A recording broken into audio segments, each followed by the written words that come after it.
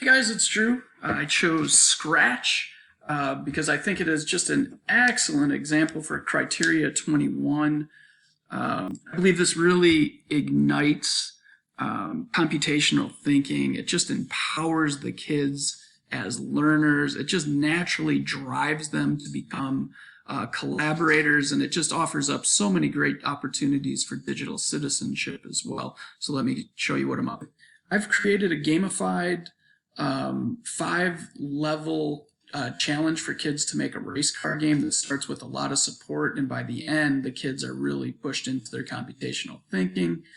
It does have a complex scoring system awarding a ton of points for helping and collaborating, but my focus right now is on the design and computational thinking. So it starts them real easy with making their track.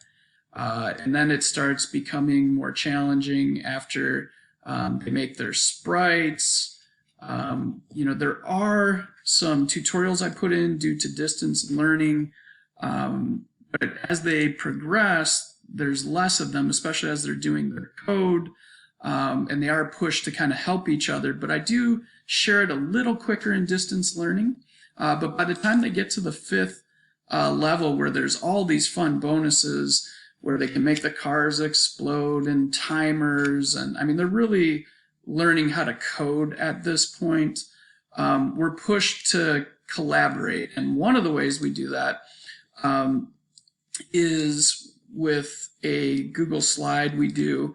Here's an example of mine. It says, a code I'm proud of. They grab one of the codes, the problem they encountered, and then they explain how this code solves it. So there's a slide for everybody. I have tended to use Google Slides for a bunch of the projects, and it's just one of the ways that we can get the kids collaborating. What's nice, this Scratch has classes, so the kids can use studios, and we can have them naturally collaborating. They're building their digital citizenship skills as well. It is just a natural feed, and it's just great for design and computational thinking as well.